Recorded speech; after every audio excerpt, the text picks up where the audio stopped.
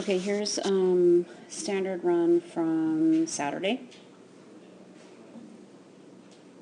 Lucky. Lucky, Jimmy. Nice. Really nice.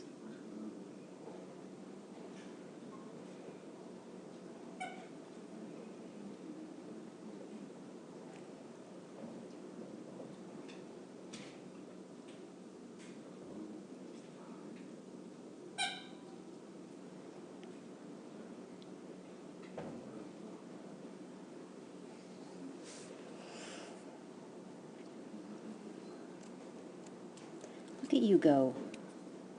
Get up there and get that front in.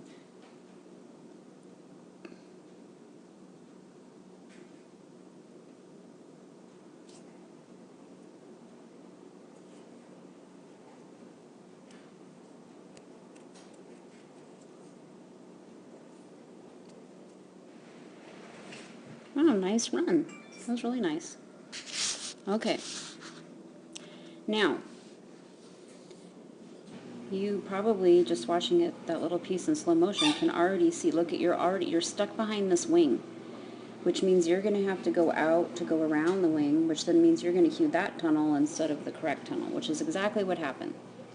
So you go out, around, and he jumps this way, and then you kind of have to push him, and you're really lucky that he went to the other one. So what you should have done is when you let out, stepped out this way far enough so that you could run and converge this way. And if you're worried about that because it's the tire, then you should have just ran on this side and ran to the tunnel that way. Because you're out far enough now, but then you go in. So my guess is you're worried about him not doing the tire. So you should have just ran on this side straight, and then it's like a straight line to the to the right tunnel. But where you are now you have to go out, back around that wing, which forces or tells him to go to this tunnel. Okay? But you got lucky. He's a good boy. Okay, and then this was good. You used your outside arm here to keep him off the tire. It was really nice, and he really responded to it. And you got the outside arm here. But, okay, when we do this jump is, we call it a serpentine jump, because the dog is coming, this is an exaggeration, this arrow, coming from this direction, and they're going to take the jump, and then they're going to go in another direction, so it sort of makes this S. And when you handle this type of jump, you need to be right here at this wing when he is where he is right now. For the exact reason of what happened here, you guys kind of almost had this collision, okay?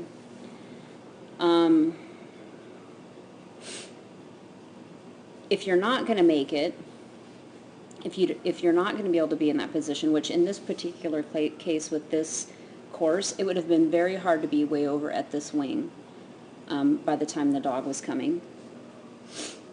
So what I would have done then is I would have kind of drawn the dog out straight this way and then turned them on the flat to this jump, and that's sort of in essence what you did.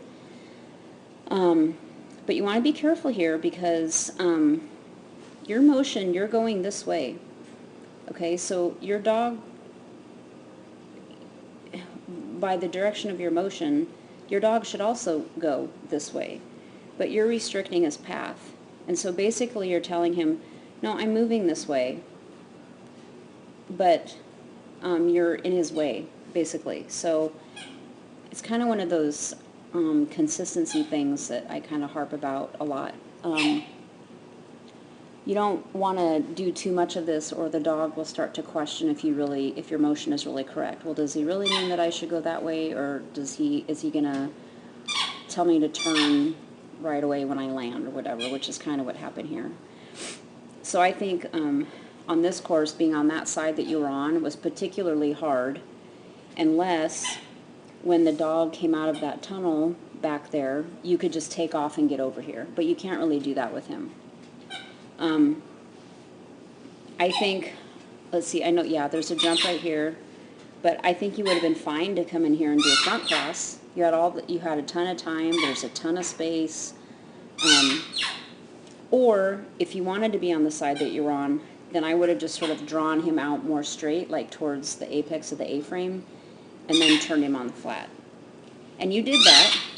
You turned him on the flat, but look, he almost hit you, and then you're kind of stumbling over his butt a little bit there, and anyway. You do this part nice.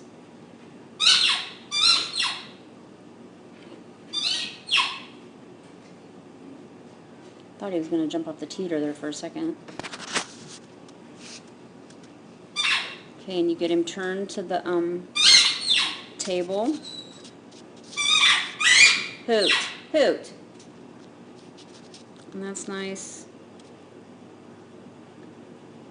Get him on the A-frame. And then I love this part. I love how you watch him, you support him, and then you take off and you get up there and you pull off a blind. I love that. Nice job. And then you almost turned him a little too tight there, but you fixed yourself.